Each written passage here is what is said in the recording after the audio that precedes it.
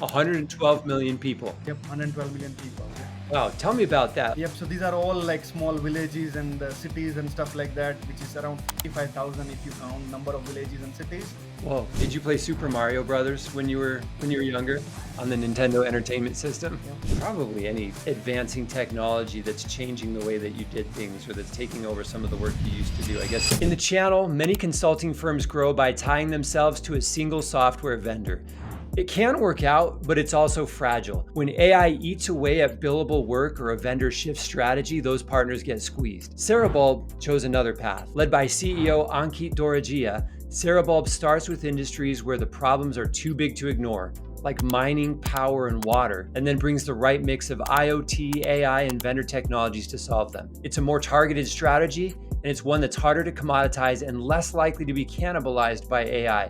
And it's working for everything they're doing, from delivering clean drinking water to 112 million people in India, to cutting emissions and fuel use in heavy industry, to helping energy providers operate more reliably. Ankit's background at Caterpillar showed him how data could transform entire sectors. Today, with a 150-person team and award-winning partnerships across Aviva, Schneider, Microsoft, and AWS, he's proving there's a smarter way to grow a partner business, one that's built to last. Before we jump in, you know the focus of this show is growing businesses in large tech ecosystems. And one problem I've seen over and over again is that tech partners are all fighting over the same customers, usually those who have signaled a platform purchase or upgrade. This is where the competition is most fierce. And if you only focus here, your win rates will be low and you'll be leaving money on the table. There's an entire buying life cycle that companies go through, and most tech partners are missing out on the opportunity to capture new customers and add value at all the other stages of this cycle. At Profit Automation, we offer a free strategy session where we teach you about this buying life cycle and give you concrete tactics specific to your situation for getting new customers who are in the less competitive stages of the life cycle. The link is in the show notes. Sign up now before you forget. Ankit, welcome to the Growth and Influence podcast. So excited to have you here today. Yep. Andrew, thank you for having me. Awesome. Well, lot to talk about today. There are a couple things that I think we could really focus on to the benefit of tech partners who are growing a business in large platform ecosystems. Before we get there, but by the way, some of those things are the strategy that you've chosen, the focus that you have that has allowed you to grow faster because you've chosen to focus on certain things in the business. And just as we always want to talk about AI, commoditization of services and how you're responding to that, what the future looks like. But before we get into any of that, I would love to hear your thoughts on something you've seen in your work that startled you into realizing there's more to what you do than just technology, billable hours, statements of work, things like that.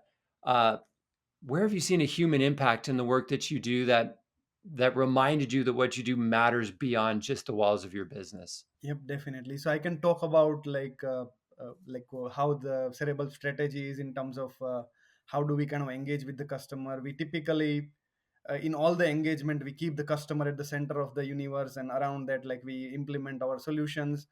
We also talk about like how we can impact their daily work, how we can make their work more efficient and stuff like that. So that's what pretty much like we do with the industrial customer. In terms of like few other human impacts which we have seen in the projects we have executed, so we have executed a large project in India, which is basically like Yeah, providing like the water to the like around 112 million people over there in one of the state. For the 112 million people. Yep, 112 million people. Yeah. Wow, tell me about that. Like, what was the before and what was the after for those 112 million people? Yep. So these are all like small villages and cities and stuff like that, which is around 45,000 if you count number of villages and cities. Uh, Whoa. and uh, and there, I think basically this kind of focus is around the pure drinking water. So and the quantity of the drinking water. So government has a mandate to kind of provide around 54 like liters per day amount of drinkable water to each and every like person who is living in that particular household. And Hmm. for that we have implemented the IoT solution and the platform which allows like government agencies as well as various municipalities, NGOs, even the localized leadership which is like staying in the villages and stuff like that. So a lot of those people can see the data, and they can see like we are meeting those like government is meeting those KPIs, if there is any leaks which are there on the networks. So when we look at that type of work, we are kind of impacting the 112 million people's life, and the socio-economic impact which basically creates that kind of is very satisfying to us as a Yeah. company. Yeah, that's incredible. So if I've got this right, 112 million people before, they had, I mean, obviously they had water or else they wouldn't be alive, but they were getting it from streams, Yep. rivers, shallow Mm. wells, things that are Yep. a mile away where they had to walk to, something like that. Yeah, exactly. And those were untreated water, right? So it was not Yeah. basically the quality of the water. And like here in terms of like what we are doing is like we are monitoring the water quality, and there are WHO standards which we are also adhering to and reporting back to the concerned agency if there is any like problems which are there and stuff like that. And we had pretty good success with that program. Yeah. Like a lot of awareness around it. This was one of the first IoT project which was implemented around the water in that particular region. Okay, amazing. So you obviously there's a lot of moving pieces here. The government of you said this was in India, correct? Yeah, this project I talked about is specifically in India. Okay. Is it north or south or like what So, area? so it's a state called Maharashtra. If you know the city called Mumbai, that's where Yes. this is the state we are talking about. Okay, amazing. Which is a huge state. Yep, it's a big. Yep. And we're talking about the rural areas here. Yeah, so Yeah. pretty much I think we are like working with the partners who are laying the pipeline, who are putting the sensors over there on that particular water network and things like that. And then we are bringing data using the like cellular network as well as the radio network. Like we are also using some of the IoT technologies to bring in all the data into a centralized data platform. And Yeah. that's where our partnership with Aviva kind of comes into the picture, where like we are using that platform to bring in all the data, and on top of that we have built the solution which allows the customer to monitor that water infrastructure pretty like regularly. They can take an action in real time. Yeah. Also there is an integration with a lot of other systems which are like ERP systems which we have done, Yeah. where like if we see something which is wrong on the network, then we would basically send that as a work order. Somebody would get a text message. We go down up to we are keeping even the record of the people like who is basically like like responsible for that particular pumping station and things like that. So that's how like we are expediting the whole process using digital technology. So maintenance, upkeep, they might not know. Like Yep. somebody would have to maybe go tell them, hey, this water's not working. And that may involve a long walk, a long drive. It may be a week, 2 weeks before it's ever addressed, right? Or even longer. Now they know Yes. instantly because of these sensors. Yep, exactly. So they instantly kind of knows about some of these things. Even some of the times, like if the KPIs are not met, it is visible in the centralized command and control center, and from there, basically the phone starts ringing to the various people. Yeah, amazing. So I've been asking this question in this series of podcasts where we're talking about building businesses inside of tech channels. I've asked that question. I don't think anybody has had one so far that's impacted 112 million people. So you get the trophy for that one. Yeah, that's good. What I want to step back and talk about the business side of things now. Obviously, you're working in a space that has a lot of human impact or has the potential to have a lot of human impact. I'm sure not every project you do is inspiring as that one, but you have a focus here that's a little bit unique. As you and I were talking before, a lot of people, when they start a tech partner business or when they're deciding the strategy of their business, they they go as far as to say we're a partner of this company, and that's about as far as it goes. So our business implements Salesforce or SAP or Microsoft, and then they go look for any project where the person or the business they're serving is implementing those technologies. You're different in that you have a narrower focus. And I'm curious if you can tell us about the origin of that focus. I know you and a lot of your colleagues and partners in the business all came from one company. I'd love to hear a little bit about that and how that shaped the way you think about the strategy of building this business. Yep. So pretty much all started like with my background in 2008 with Caterpillar. where I basically started working in the organization which was looking at some of the equipment data, and then how you can use the equipment data to help the end customer and things like that. So Mhm. that's where my journey started, and pretty much I was in a role where I was interacting with the customer, had a lot of good mentorship around me, like people who were basically now part of Cerebral used to work there, like had a 40-30 year worth of experience, and I was getting a lot of basically knowledge from those guys, as well as I was also interacting with the customer. So a lot of time I was kind of sensing that that thing that like where if the customer was having a lot of issues in terms of their maintenance, in terms of upkeeping their assets or the equipments in a more efficient manners and stuff like that, and Yeah. a lot of time there were a lot of low hanging fruits which you can basically uh, enable like with the technology, so they can take care of those problems. So I was seeing a lot of those type of opportunities, Yeah, and that's low-hanging where I fruits being sensors that aren't that expensive, right? yeah. When you really come down to it, the opportunity to integrate those with systems they might already have, Yep, exactly. that kind of thing. And some of the things would be like they were basically like looking for some data in the certain type of systems. They are trying to merge some data with some other systems and stuff like that, and trying to make sense out of it, right? So they would be spending a lot more time into that particular activity, Mhm. which could be automated. So Mhm. when I started, I did not have a lot of background about this like large equipments. I developed that across my like tenure over there and stuff like that, and working with a lot of like these mentors which I had across many years. Uh, Yeah. but that's where kind of like I saw that like if we can do a small thing like where we automate certain people's like certain things which can save a lot of hours to the end user, and that's where like we kind of basically that's where kind of like I had a like thought process in terms of setting up the mindset where like we need to be a solution based versus like throwing technology to the end user and things like that, right? Yeah. So that's Gotcha. where that mindset which I have developed, where it has to be a solution focused versus like technology could be any like there's a lot of technology available in the world right now, Yeah. which can do similar kind of thing. But if we'll focus on the solution part, then I think we are getting a lot of buy-in from the end user, and if we are impacting their work on a day-to-day basis in a positive manner, that's what kind of helped.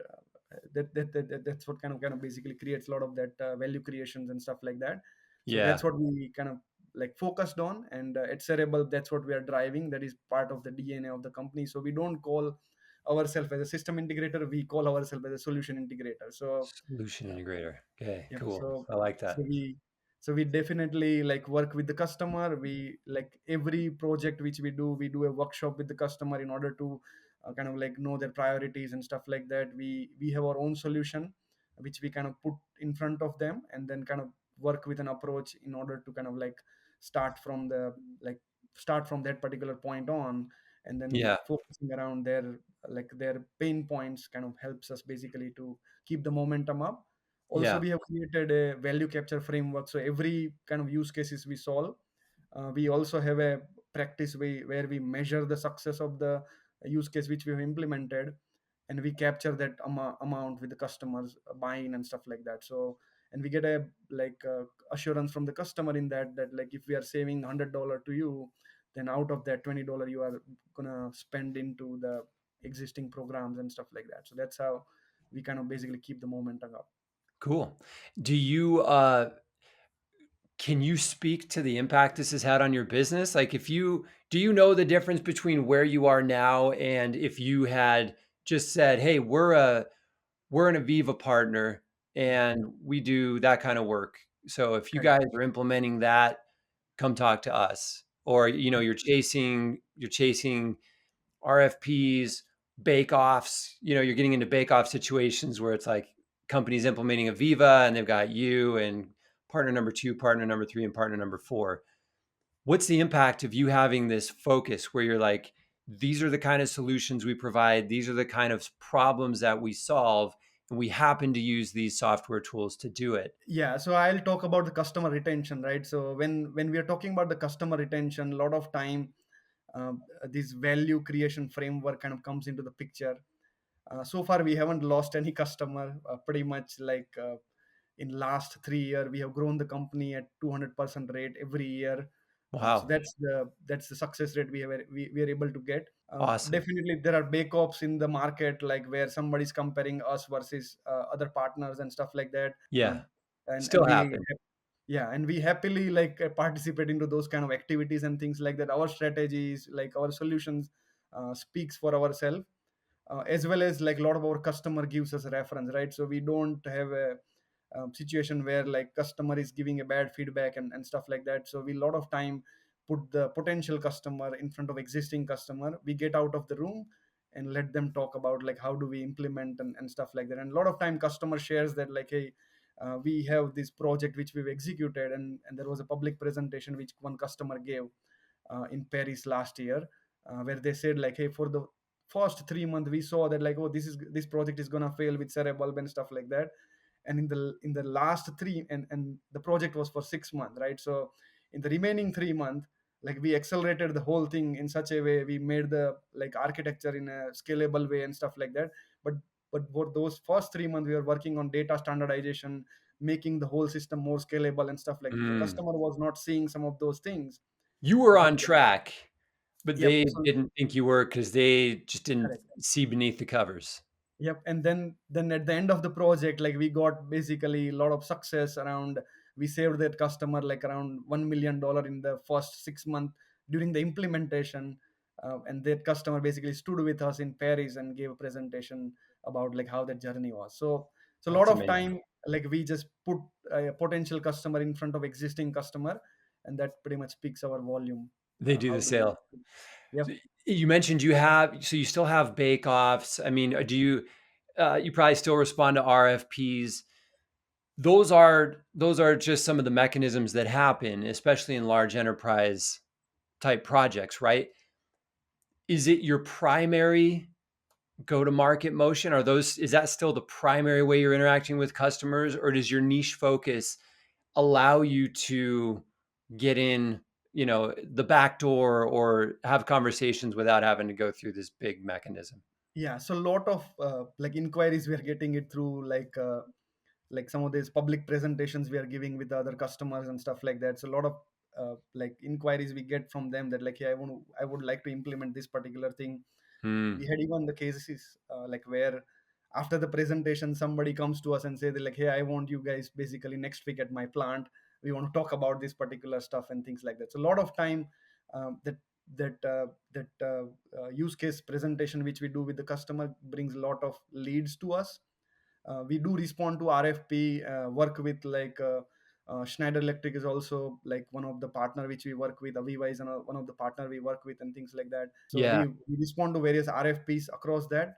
But typically when we get the RFP, like those are pretty much like customer already have heard about it, and they already know that like we do this kind of work and stuff like that. You're in the pole position there. You're a column A Yep, when these exactly. RFPs are coming out because you were able, at that size of an RFP, are you able to speak to them before the RFP? Are you helping them shape the RFP beforehand? So so it depends. Like a lot of time, if the customer is starting from the scratch, we also do like we call business impact workshop. So we do that BIW workshop with them to kind of like chart out like a phase wise plan. A lot of time customer kind of comes out of that BIW with 3 year plan or 5 year plan in terms Okay. of how would they implement the digital technology, as well as we also kind of help them to do the change management, right? A lot of time means in the field what we have seen is like I throw like a lot of good charts and good insights to the end user, but if the end user is not understanding that particular thing, then there's no value which will be able to come out of that insight. So Hmm. the change management part is something which we kind of like very like we handle that very properly. We do have a subject matter experts in our team who are focused around the mining industry, power industry, pharma, water, as well as chemical side. So they work with the customer. There are weekly calls which happens with them, like where we kind of take them through the journey that this is what the inside tool is creating, and this is what they should be doing in the field and things like that. So that Yeah. has a huge impact in terms of adoption of the results which we are generating from the solutions we have. Yeah. Awesome. I've found, I mean, in the sales roles I've had, whenever you can shape the RFP, whenever you can be like, you kind of like stop playing the game right? Like they set up this game on this field with these boundaries and these rules. And some public sector, you don't have so much flexibility. But if it's not public sector, and you can be like, you can get into the back room and be like, look, guys, this RFP that you've created, it's missing this, this, this, and this. You're not going to get the outcomes you want because of these things right here. And you can help them. That's a much more effective. It's a much more effective approach for Yeah, both for and them and for you. I mean, because it just works better. yep, definitely. And see, on our end, like we work with a lot of those customers where they have published RFP, and we kind of help them craft that these are the amendments you want to do in this existing RFP. These are the gaps we are seeing. We already have the use cases which we have implemented. Also, our partner ecosystem has a lot of those use cases which we leverage out of there, and that's how we kind of influence the customer to kind of like basically amend the existing RFP. If we are in an initial stage with them through BIW, we kind of basically like influence that particular part and things like that.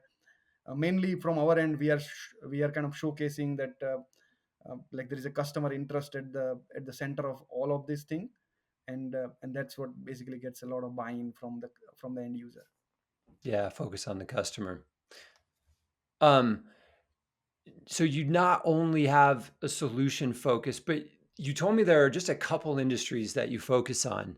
Yep. And I'm curious how you chose those industries, why they're important to you, and is it hard for you to maintain that focus if you see other things happening, other RFPs over here in an industry that you're not focused on? Yeah. How how disciplined are you with that focus, and how did you choose it, and what does it do for you? Correct. So there is a lot of distraction which comes to a business like us, where exactly you're talking about, like where there is a big project which somebody is doing on the certain type of ERP systems, and we see that like, oh, there is a 60% requirement which we can like match with these and stuff like that. So there's a lot of those type of things which happens there. On our end, what we kind of focus on is like there are key industry which mining, power is another one. We also do a lot of work in the water segment, pharma and chemicals. So those are the five industry which we have chosen, where we are Mining, kind of power, power, water, water, pharma, and pharma, chemical. and chemical. Chemical. Okay, Yeah. got it. So those are the ones which we kind of focus on.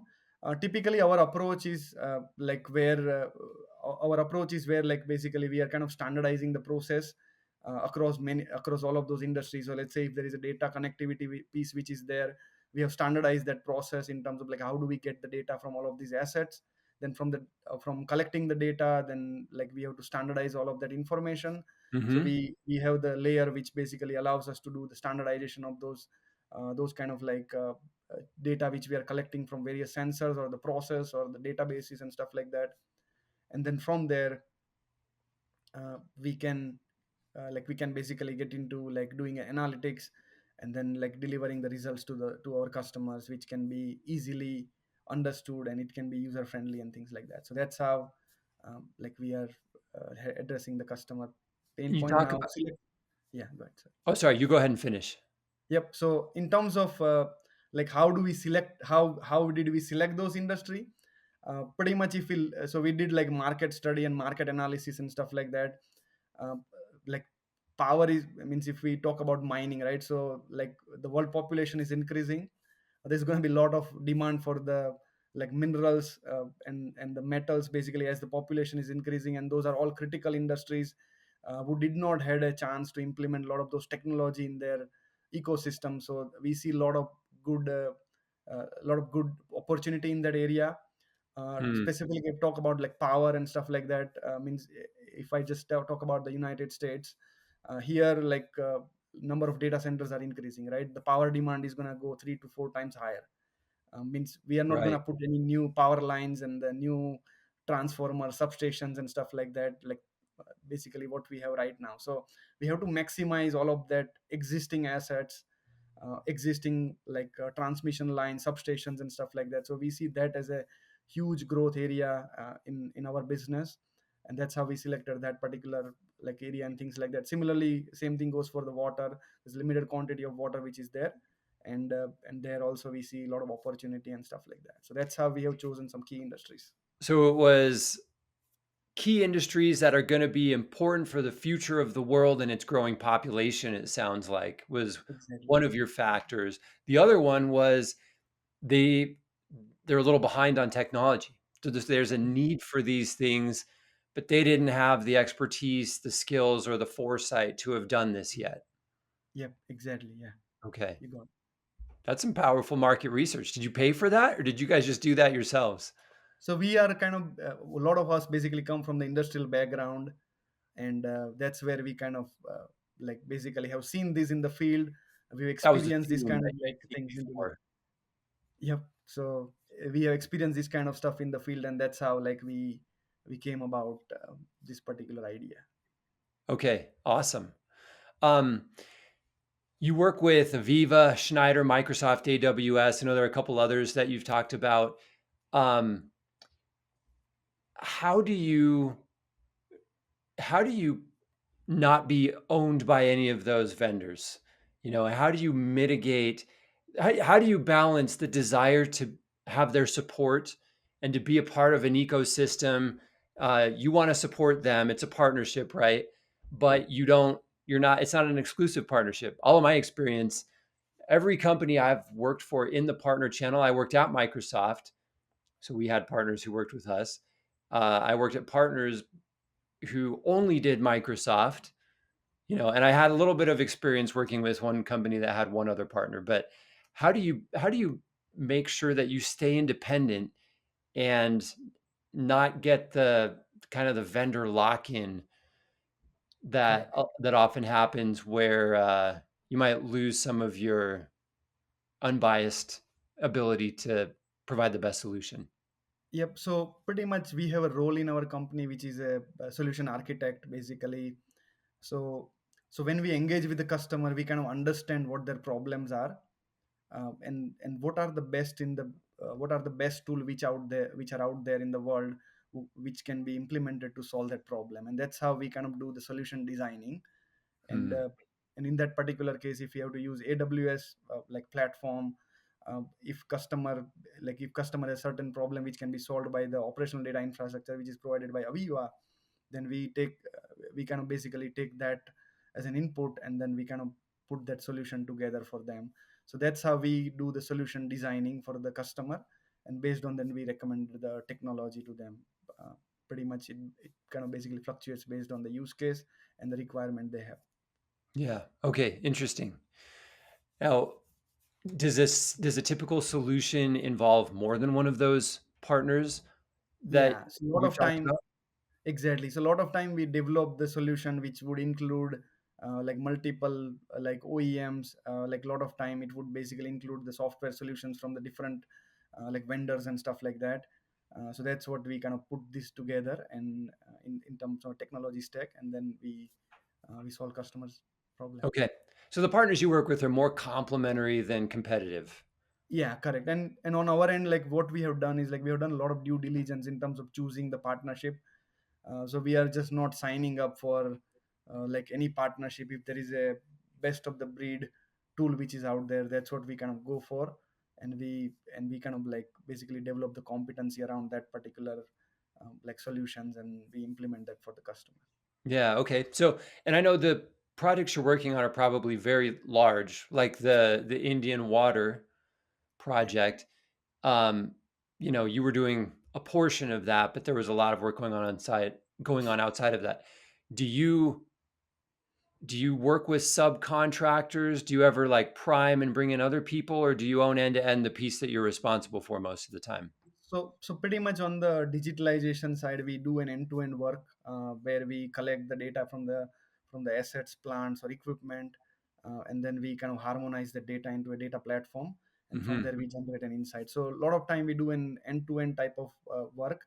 If customer already has somebody who is like working in a certain domain, we definitely work and partner with them. If it's a large assignment or a job or something like that, we definitely partner with the various company to make sure that we do the work properly, and making sure that we deliver the value to the customer. So uh, it's a flexible on our end pretty much, and we can do end to end, but if customer require us to partner, then we partner with somebody.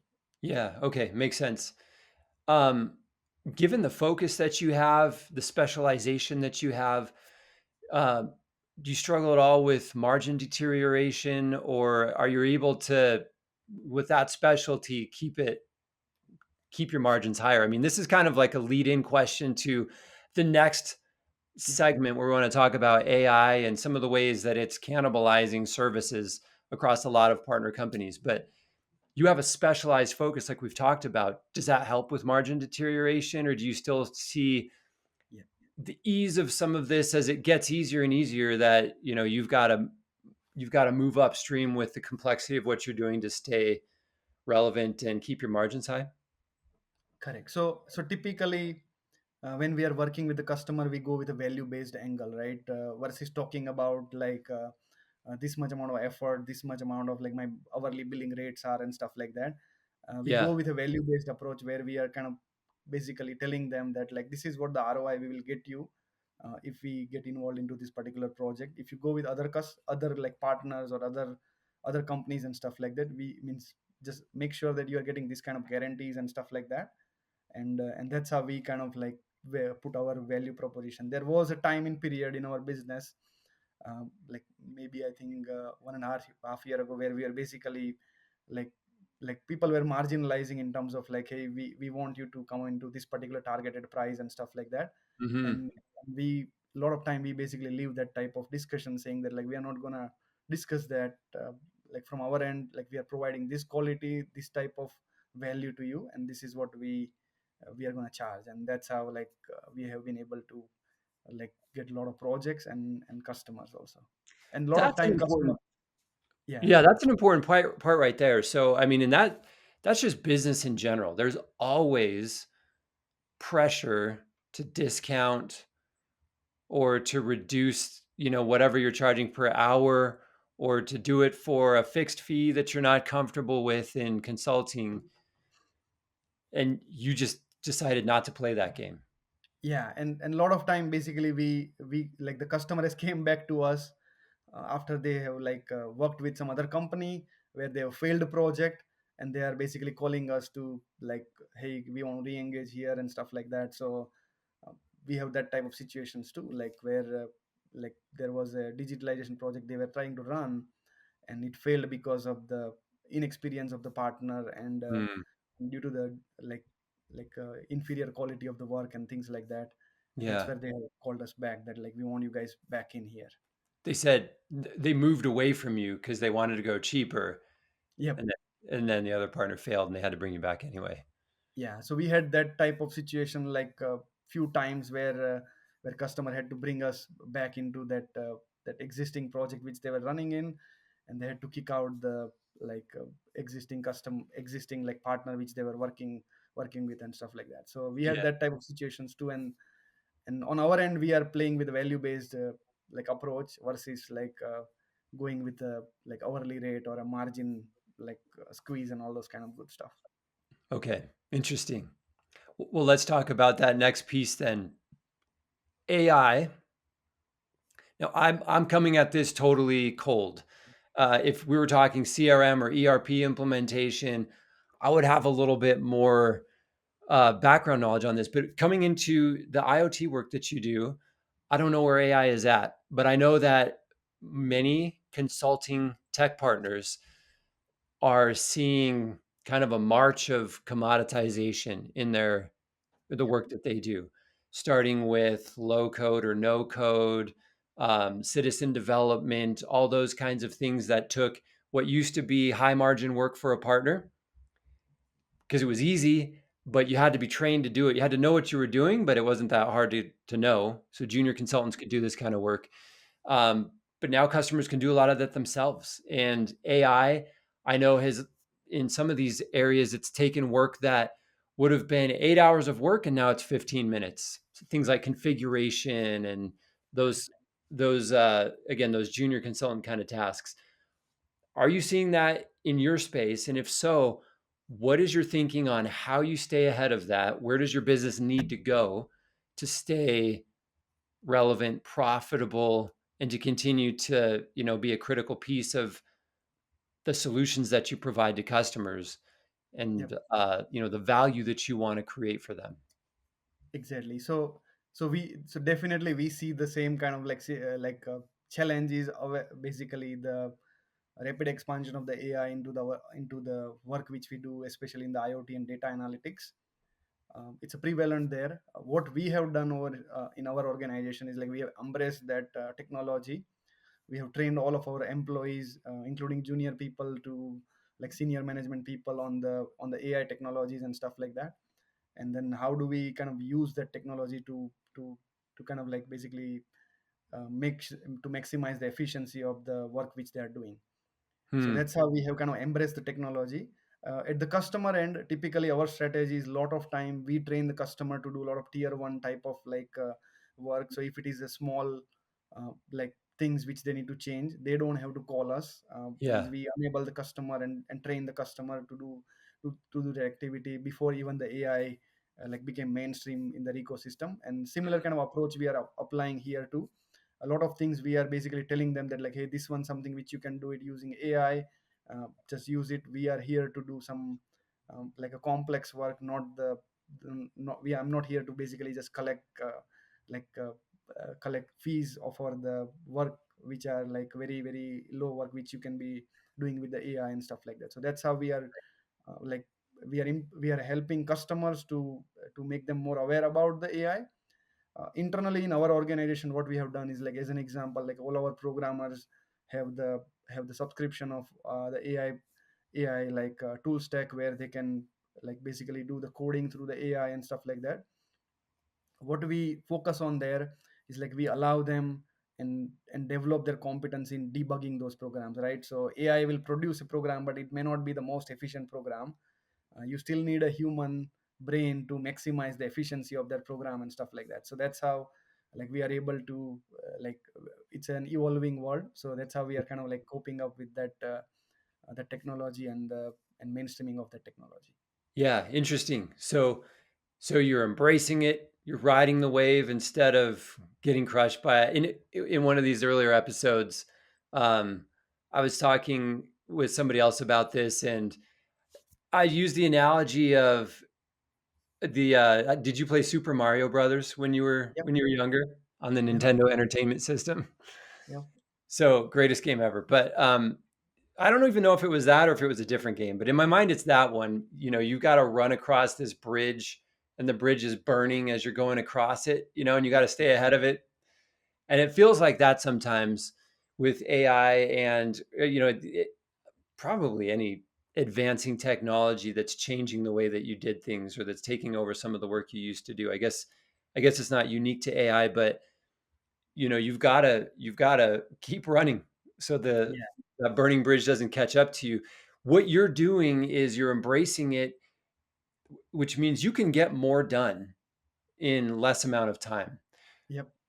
You don't have to answer this as far as like in a way that talks about maybe your proprietary strategy, but if there's what do you think should happen or is going to happen in the industry as you get more done in less time? Does your hourly rate go up? Do you somehow find pockets of work to charge more so that you're not just taking a project that used to be this big and making it this big instead, and now you've got to find more projects? Or like, how does the economics of this play out in your mind? So pretty much see on our end, like initially what we are doing is like we are implementing the, as an example, let's say if we are doing a project, we are writing an algorithm and we would put a dashboard out there and things like that, right? Typically it's a big project, then it would take like a few months worth of time and things like that. With Hmm. AI we are able to kind of and then we start kind of it means in few months we implement the project and then we start kind of calculating on the value that this is what it generated and things like that. Now the development time has shortened, but that value creation time as well as the handling the change management part is still the same. So that's where I think we kind of focus more in terms of making sure that whatever we are generating is kind of generating the value, and also like end user is using it. There is a change management practice which has been already implemented properly over there, and Hmm. we also do a mentorship over there. So the earlier part means the duration becomes shorter with the AI technology and things like that. But but we are also kind of coping up with those kind of revenue loss into the later part and things like that. But there is a on our side, what we see is like there is a lot of work out there in the industry, uh, Yeah. like which we can do and we can do it faster now with the AI. So we don't see those kind of things where like our margins are getting squeezed, or like revenue is going down and stuff like that. So that's, we see it like completely different. And if we were to put this in pure layman's terms, um, maybe the limiting factor being people, timelines, and things like that in the past, you can do more in less time now. So you're just able to, maybe the project stays the same size, but you deliver a lot more. Would that Yeah. be, so you can just do more in the same size project and within those limitations that existed, whether it be timeline or resources of, people to do the work or whatever. Yep, and we also include a lot of other areas, right? So typically, if you look at on the industrial ecosystem side, um, on the industrial IoT side, like data quality and data structurization kind of basically looks after, gets looked at very last, right? Like means that is not the area everybody Mhm. talks about, because there is foundational area, but people want to talk about like, hey, this is what algorithm I created and this is what value Mhm. I got and stuff like that. Mhm. Means in one, like if you are looking at like one point solution, then it works. But if you want to scale the system across the enterprise, then data standardization needs to happen, data harmonization needs to happen, and things like that. So with the use of AI technology, now we are able to do that on a scale. Before, like we would spend a lot of manual hours and stuff like that in doing that activity. Now kind of like we do that with the AI tool as well as like technology. Still there is a human in loop, which we call basically human already validates all the stuff with our subject matter expert. Yeah. But but pretty much it kind of maximizes that value stream. And one other thing is like those are the two opportunity areas which I mentioned. There are a lot more other ones where we are able to look at using this type of technology, and kind of use that into our existing implementation, versus in the traditional approach before AI, we were not even looking at those kind of stuff. We were just doing the like standardized implementation and things like that. But now AI enables us to look at a lot of those opportunity areas. Awesome. Okay. Well, Ankit, this has been a really valuable conversation. Um, where can people find you if they want to engage with you or engage with Cerebulb? What's the best way? So like I means my first name dot last name at cerebral.com is my email. People can reach out to me on LinkedIn. I get a lot of requests through LinkedIn also and stuff like that. So I'm pretty open, reachable over there with those two forums. Okay. Awesome. Thank you so much for being here. Appreciate the time you've taken out of your busy schedule to share your insights and your expertise with us, some of the strategy for what's working. This has been super valuable. Really appreciate it. Thank you, Andrew, and I really enjoyed the conversation. You had very good points about the AI, as well as like how do we kind of differentiate against the other partners, as well as like how do we stay and work with the ecosystems which we are working with. So I really enjoyed the conversation. Thanks, Ankit.